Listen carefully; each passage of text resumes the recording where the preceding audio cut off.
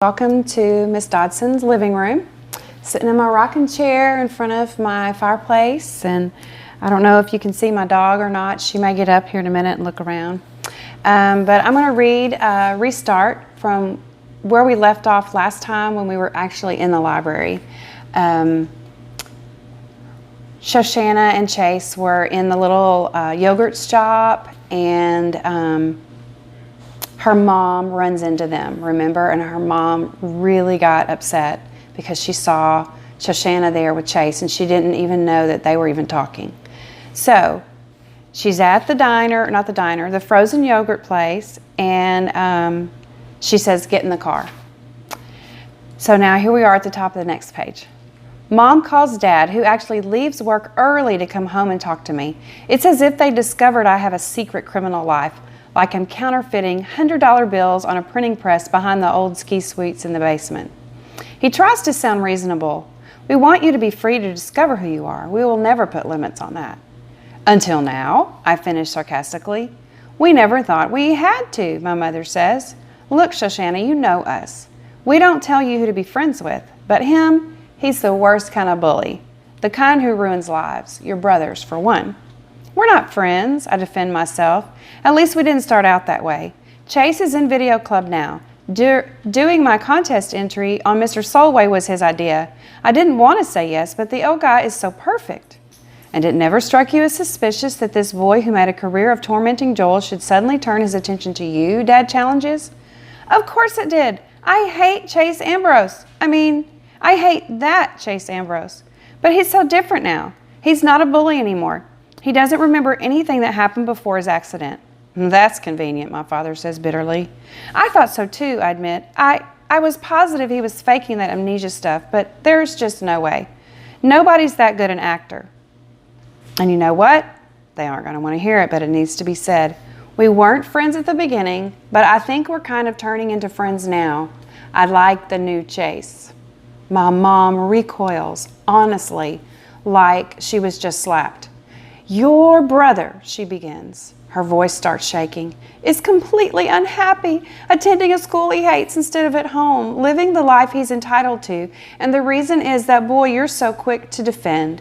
I don't know if he's changed, and I don't care. The person he was broke up our family. What he did to Joel is unforgivable. That means he can never be forgiven." Dad glares at me. "I'll bet you haven't told Joel who you're buddy-buddy with these days. How would you ever explain that to him?" That hurts, because he's exactly right. "Fine," I confess. "I never said anything to Joel. Well, maybe I should have." "You can't be serious," my mother exclaims. "What possible good could come of that?" An idea is forming in my head. Kind of a wild idea, but it's making more and more sense the longer it sits there. You said it yourself. Joel's lost at boarding school. I think he's more unhappy than he ever was here being bullied. "And whose fault is that?" Mom demands. "Your new friend, that's who." Can we just talk about Joel for 1 second and leave everybody else out of it? He's so depressed at Melton, and maybe he doesn't have to be. "What are you saying?" my father asked. "Chase bullied Joel to the point where he had to get out of town," I explained. "But that Chase doesn't exist anymore. What if we're keeping Joel at boarding school for nothing?" They stare at me. "You mean bring him home?" Mom says. "The reason for him to be somewhere else doesn't exist anymore," I insist. "Chase has changed. Aaron and Bear are still jerks, but Chase was always the ringleader. I'm not saying it'll be perfect, but Joel should be here. Joel wants to be here, and I'm pretty sure he can be here." I brace myself, expecting them to get mad at me. I'm crazy. I'm dreaming. I'm gambling with my brother's life. Instead, it's dead silence. At last, my father finds his voice. "What if you're wrong?" I have no answer. I only know that I want my brother back.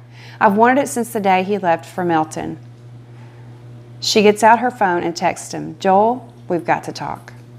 All right, that was the last 2 pages of that chapter. So I'm going to start Joel Weber's chapter. And this is her brother, the one who she's wanting to bring home. And I'm going to finish this real quick, this chapter about him and how he's coming back to Hiawassee Middle School. "The piano was out of tune. Actually, my whole life is out of tune, but the piano was worse. I couldn't stand Melton, but everyone there was always in tune. It had to be. All the kids had perfect pitch. The instruments were maintained at the highest level. Even the wrought iron gate outside the faculty building squeaked a perfect B flat. I have perfect pitch too, so I know. So when you have perfect pitch, that means you can just hear a note or a tone or a sound, and you can tell, oh, that's an immediate B or a C or a D, whatever the note may be, like on the piano. So that's what Joel has. I'm proof that being qualified to attend a musical conservatory doesn't mean that you should go there. I love the piano, but not enough to care about it the way people do at a school like Milton. I want to use it to make music, not mind meld with it. There. It's never enough to play an instrument. You have to live it, breathe it, taste it, compose for it, understand it inside and out. You have even got to empathize with it like it's another person. Honest. I hated it. I hated living in a dormitory and sharing a bathroom with 11 other guys. I hated my roommate and his violin and his asthma and the whistling sound he made when he slept. That was a D above high middle C. But what I hated most about Milton was the reason I had to go there.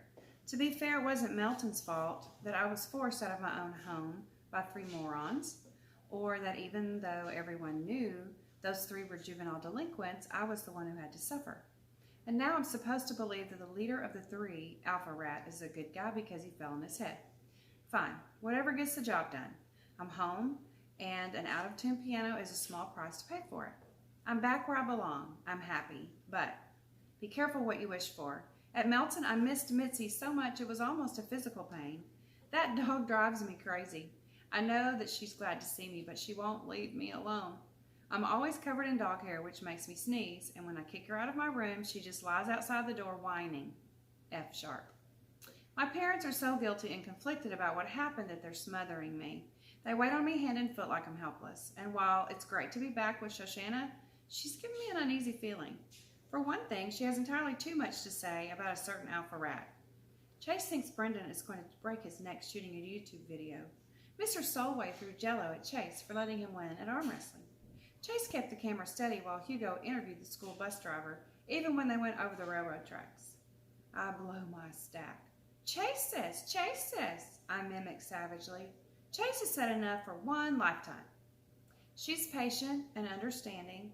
That's another annoying thing. Why does everyone have to be so patient and understanding? One of the perks of living at home should be arguing with your family. Wait till you see him at school on Monday. You won't believe how different he is. I don't care how different he is, I say honestly. I don't plan to have anything to do with the guy.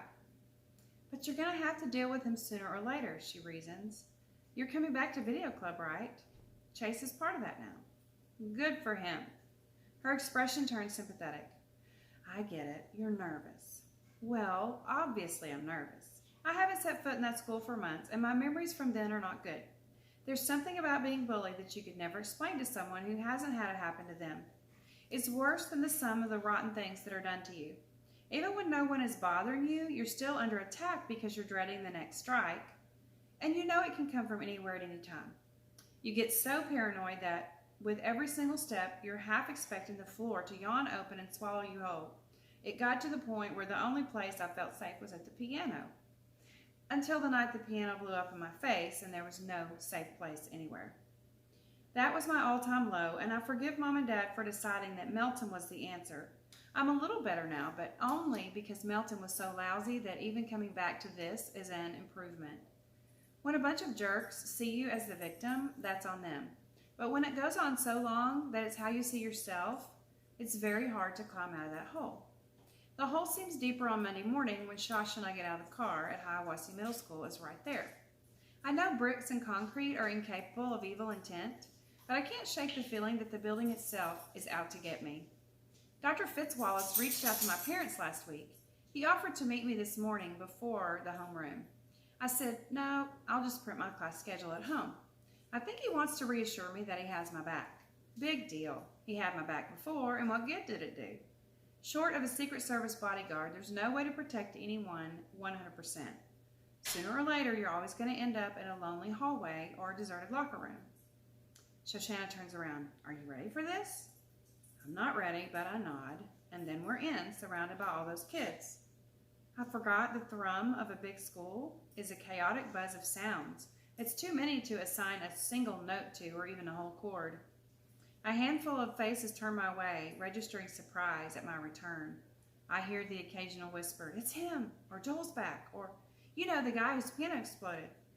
I catch a couple of kind-hearted looks and even a hostile one from a big kid who must be a football player. Mostly, though, nobody sees me at all, or worse, they never noticed I was gone. I think that makes me madder than anything else. I went through the worst part of my life. I was bullied so bad I had to leave town, and it never popped onto most people's radar screens. That baloney from the guidance counselors about how we're supposed to be a community? Yeah, right. This is how bullies like Chase Ambrose get away with what they do because their victims are invisible. Speaking of bodyguards, Shoshana thinks that she's mine because she's staying glued to my side. Add that to a list of humiliations that doesn't need padding. My sister is convinced she has to fight my battles for me. Excuse me. Don't you have to get to homeroom? I ask her, fighting to keep exasperation out of my voice. Oh, I figured I'd just stay with you for a while today. I interrupt her. Go away, Shoshana. But she looks worried. Are you sure? No, I reply honestly, but you can't hang off me forever. What happens when I go to the restroom? Well, I figured I could wait outside. Go away, I repeat. Classes are okay, I guess. No different than Melton. Math is math, regardless of whether or not you're learning it from a world-class French horn player. A few kids ask where I've been. Those who know have questions about what boarding school is like. Brendan Espinoza updates me on his YouTube career, and I congratulate him on Leaf Man, which is up to over 4,000 views. Not exactly viral yet, but his biggest audience so far. He tells me about Video Club. Kimberly Tooley is a member, although she never struck me as the type. He talks about her a lot, so I suspect he has some kind of crush going on. The biggest news is your sister's entry for the National Video Journalism Contest, Brendan says. We have been screening the footage, and it's awesome. They're just doing the editing now. Shoshana and... He falls silent. Yeah, I know who her partner is.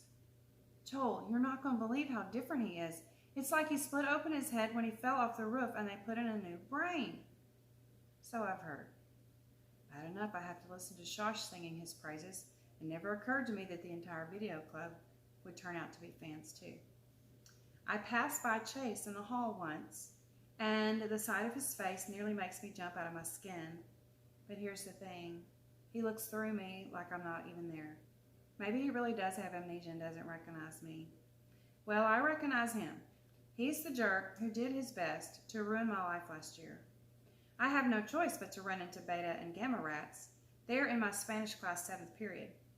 Look who came crawling home to Mommy, Bear sneers at me. I'm paralyzed. It's worse than my near miss with Chase in the hall because it proves that nothing has really changed. Are these my only two choices, this or Melton?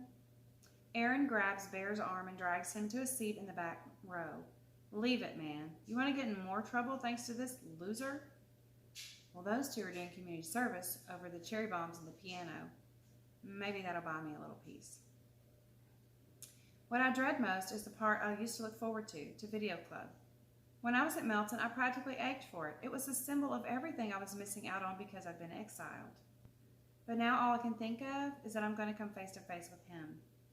When I get to Miss DeLeo's room, the lights are out and all eyes are on the smartboard. I assume that this is my sister's famous video project. And the old guy on the screen is that Mr. Solway I've heard so much about. He's describing a scene from the war and everyone is completely enthralled. Miss DeLeo notices me first and pauses the video, and she comes over the doorway to greet me. Joel, it's so good to have you back. They all crowd around me, all the members. There's a couple of new faces, like Kimberly, but most of them are old friends, and it's a nice welcome. I can enjoy it, though, because I know he's there, hanging back, waiting his turn. Shosh performs a final introduction, like I don't know the guy who turned my life into a horror show, but of course, it isn't for me, it's for him. Chase, I don't think you remember my brother Joel. He looks 10 times more miserable than he ever made me. I don't even know what to say to you, he begins in a voice that I barely recognize as his arrogant alpha rat bravado. I have no memory of any of the things I did to you, and I can't undo them, but I want to tell you that I'm really, really sorry. Up until this moment, I had no idea how I'd react to Chase Ambrose again after all these months. Now I know. I completely believe that he has amnesia and can't recall the stuff that happened between us. I believe that he's changed and that he honestly regrets what he did to me. And I know something else. It doesn't make any difference. None, zero, zilch. I still hate his guts. All right, that's the end of that chapter. The next chapter is one about Chase again. And so if you remember back to all the things that Joel has been through, and he finally comes back to Hiawassee, and he comes face to face with the bully that was so mean to him. I'm sure that I can relate to how fearful he must have been. And so I cannot imagine. He was probably really shaking. And anyway, I think the author is doing a great job of helping us to put ourselves into his shoes. And so next time that I read with you guys, probably next week, we'll find out what happens next. So thanks for listening. Hope you guys are reading. And if you're looking for some great books to read and you have a Faulkner County Library card, you can get on their website. They have some online books that you can check out, and those can be sent to whatever device you're using. Maybe it's a tablet or a phone that your mom and dad have given you. And you can use a Kindle app, a Kindle e-reader, whatever you have. There's this thing on their website called Arkansas Digital Consortium. And when you get on there, all you have to have is your library card to put it in. And then you have tons of books to read at your fingertips. So if you're interested in that, I wanted to point that tip out to you. Hope you guys have a great week, and I'll talk to you later. Bye-bye.